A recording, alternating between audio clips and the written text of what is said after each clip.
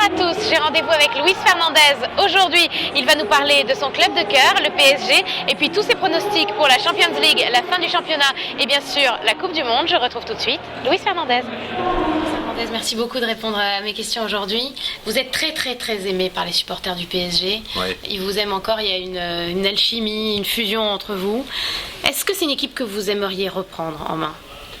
Reprendre, ça dépend ce que tu dis, ce que tu entends par reprendre. En tant qu'entraîneur, revenir. Revenir au club. Reprendre en main. Revenir au Paris Saint-Germain, oui, c'est quelque chose que je m'en suis jamais caché. Pourquoi? Parce que c'est un club qui me tient à cœur, c'est un club avec lequel je suis très attaché, auquel, en tant que joueur ou en tant qu'entraîneur, j'ai connu des bons moments, plus des bons que des moins bons. Et puis c'est vrai que c'est un club qui traverse une période difficile, délicate, difficile parce que au moment où je vous parle, il y a peut-être un supporter qui est sur le point de mourir. Et ça c'est vachement dur, c'est pénible, de voir un peu la situation du club depuis quelques années, c'est vrai que ça n'a pas toujours été facile pour les uns et pour les autres. C'est vrai que c'est assez délicat. Maintenant, revenir, je l'ai toujours dit, parce que je sais très bien que les gens qui sont peut-être aujourd'hui au Paris Saint-Germain, peut-être que dans quelques temps, ils ne seront peut-être plus là, peut-être qu'ils partiront, et puis peut-être il faudra peut-être faire quelque chose, redynamiser, redonner. Mais bon, je ne suis pas le seul, il y en a d'autres aussi qui pourraient aussi contribuer, apporter, revenir. Et il y en a d'autres aussi qui ont fait l'histoire du Paris Saint-Germain. L'histoire du Paris Saint-Germain, c'est pas que nous, c'est des joueurs, des entraîneurs. Et quand on me parle du Paris Saint-Germain, c'est assez particulier. Vous êtes un Lyonnais aussi, vous avez grandi à Vénissieux. Comment vous regardez justement cette équipe de Lyon qui fait un beau parcours, en Champions League en tout cas? Elle fait un très bon parcours parce que elle a réalisé un exploit. Battre le Real. Connaître Lyon, oui, je connais très bien Lyon. J'ai grandi dans cette banlieue de Lyon, de Vénissieux, des Minguettes. J'ai vu grandir ce club, parce qu'à l'époque, il n'y avait pas grand-chose. Depuis l'arrivée de Jean-Michel Aulas. On aime ou on n'aime pas, mais il faut lui rendre hommage, parce qu'il a su créer un certain dynamisme, il a su créer, je pense que dans ce club, il a su donner et apporter son savoir-faire. Et puis c'est un club qui, au jour d'aujourd'hui, sur le plan européen, fait partie de ces meilleurs clubs européens en termes d'organisation et même sur le plan sportif. Je pense que c'est Lyon, c'est quand même, aujourd'hui, c'est une référence, même si ils ont été pendant 7 ans champions de France. Maintenant, tu as d'autres clubs comme Marseille, comme Bordeaux, qui viennent un peu plus dans la bataille, dans la bagarre. Ils ne sont plus aussi seuls qu'ils l'étaient un peu il y a quelques temps.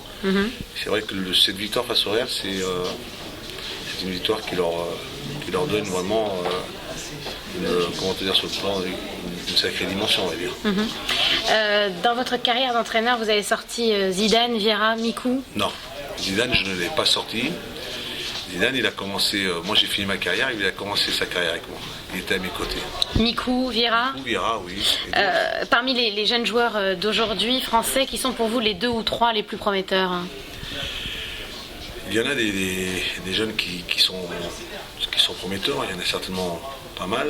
Quel nom vous pourriez donner qui vient comme ça, tout de suite? On parle un peu plus, de temps en temps, ces derniers temps, j'étais sur le cas d'Hatem Ben Arfa. Je crois qu'il a du talent. Je crois qu'il a certainement des qualités, mais à un moment donné, c'est un peu, comment te dire, chez les jeunes, ils ont un besoin d'être bien entourés, d'être bien accompagnés, d'écouter les bons conseils, et puis à la fois qu'ils aient cette volonté toujours d'avoir envie de progresser, de s'aguerrir, et d'autres jeunes. Il y a des jeunes dans ce championnat. Après, des jeunes comme Erding du côté du Paris Saint-Germain, il y a des Turcs, celui-là. Il y a le petit Sakou qui joue au Paris Saint-Germain, qui est jeune. Après, il y en a certainement une génération de jeunes joueurs. Bon, il faut être patient, il faut qu'elle travaille, il faut qu'elle grandisse aussi. Parlons un petit peu de l'équipe de France qui va s'envoler pour l'Afrique du Sud. Comment vous regardez Raymond Domenech? Est-ce que vous trouvez que c'est l'homme de la situation? Moi, depuis 2008, c'est après 2008 qu'il fallait faire un changement. À ce moment-là, les instances fédérales devaient prendre une décision. n'ont certainement pas pris la bonne décision. Parce que je pense que quand on regarde un peu le parcours de Raymond à la tête de l'équipe de France, une finale de Coupe du Monde et un championnat d'Europe un peu désastreux, un peu difficile à encaisser quand tu es supporter.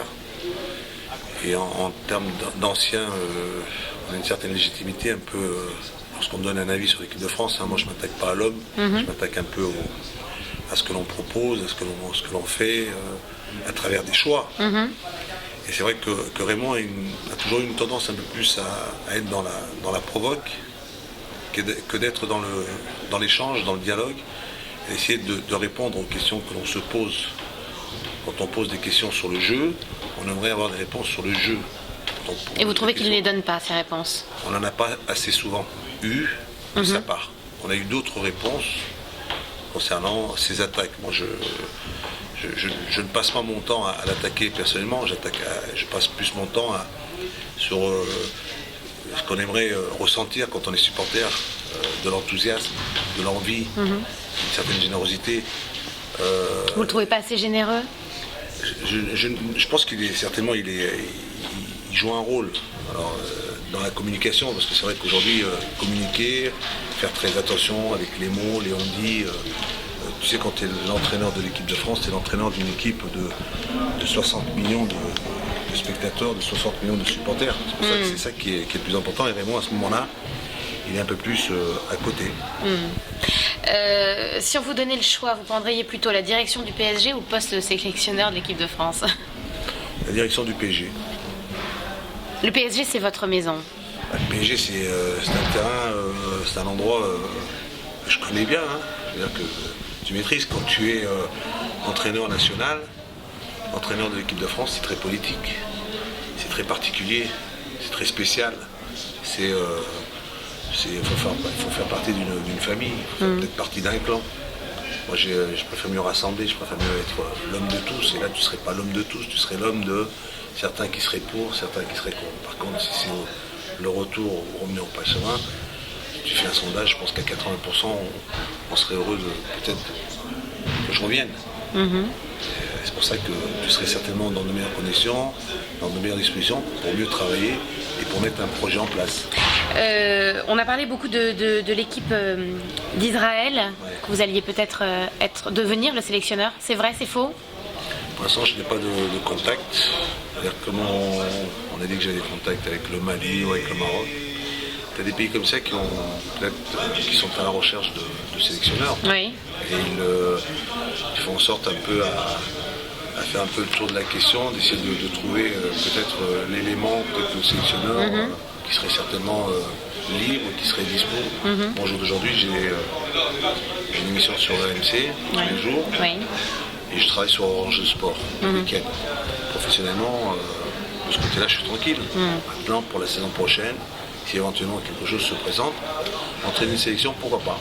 Je pense qu'une sélection, ça peut ne pas se refuser parce que c'est un travail qui est totalement différent et ça me permet aussi de revenir un peu sur le terrain. Merci beaucoup Luis Hernandez d'avoir répondu à mes questions. Merci beaucoup.